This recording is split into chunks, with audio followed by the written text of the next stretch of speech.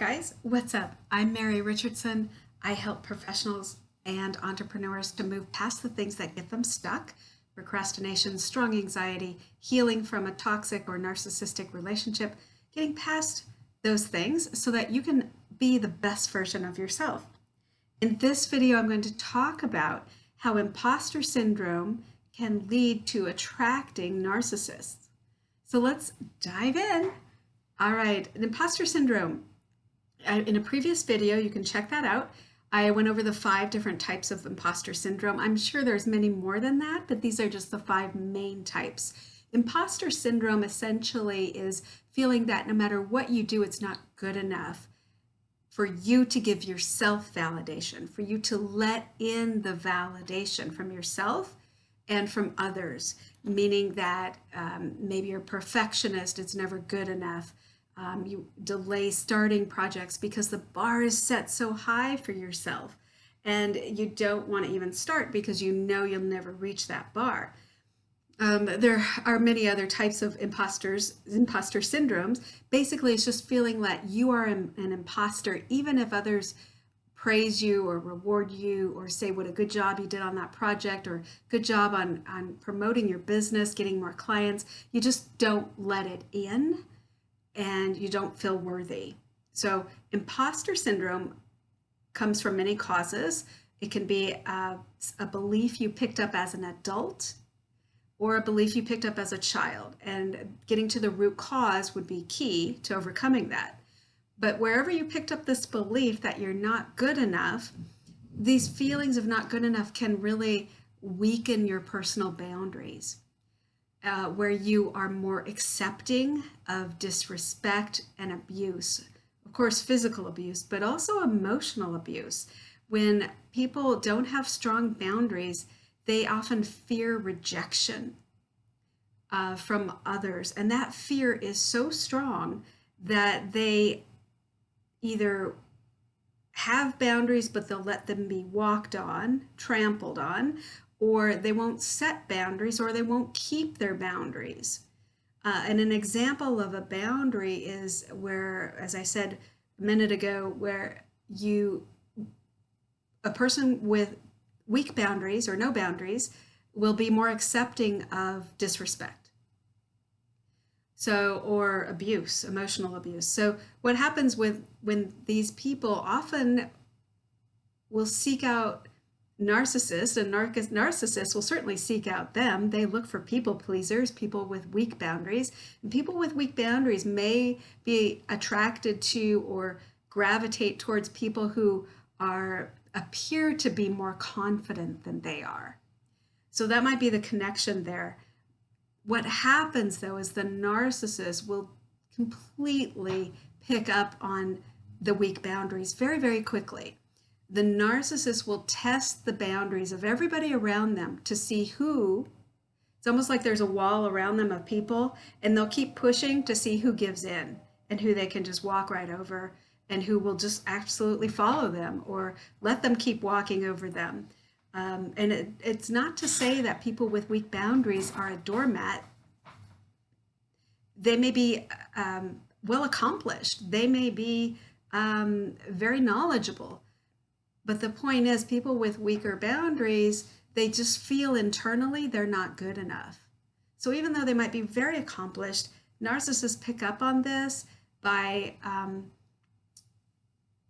narcissists seem to have a knack for seeking out, or a knack for detecting people with weak boundaries.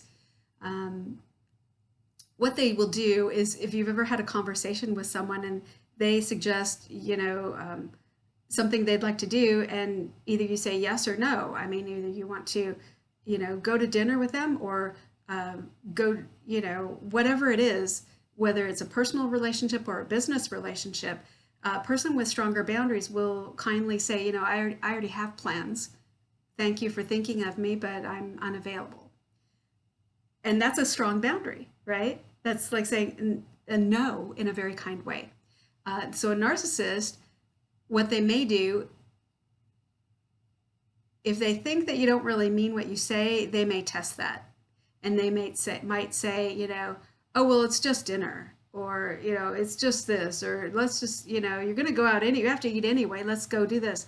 In other words, you just said no, but they're testing you to see if you're going to stand on that no or if they can walk over it.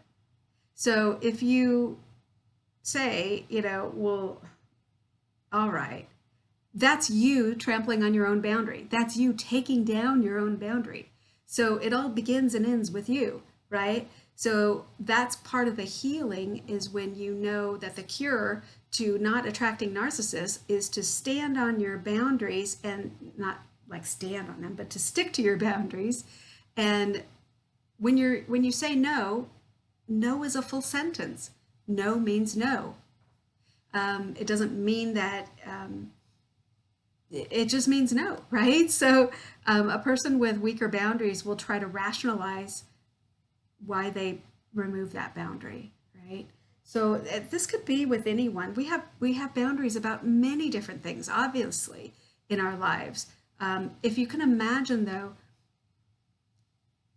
a person who doesn't put themselves first will have weaker boundaries. A person is not about, I'm not talking about a mom with kids. I'm talking about, or a dad with kids. I'm talking about adults.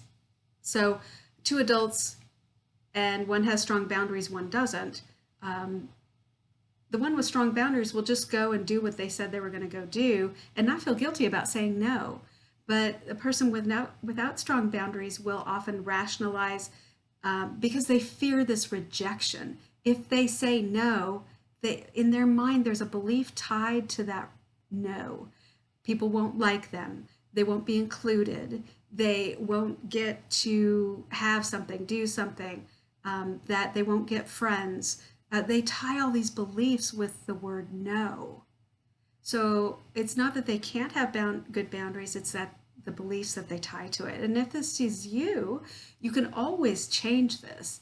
So anyone who's been through abuse, toxic relationships, or with a narcissistic parent, you may be so used to having your boundaries ignored, stepped on, that it just feels like, why bother? But the point is, you will stop attracting the people you don't want in your life when you stick to your own boundaries. So I urge you to be aware, because awareness is the first thing, right?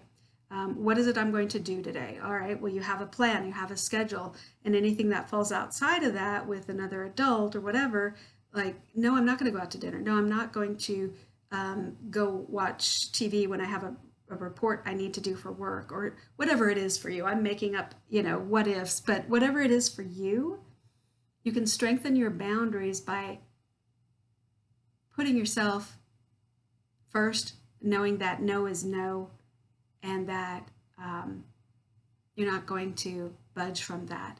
And once you do this, it takes 21 times of doing anything to make it a habit.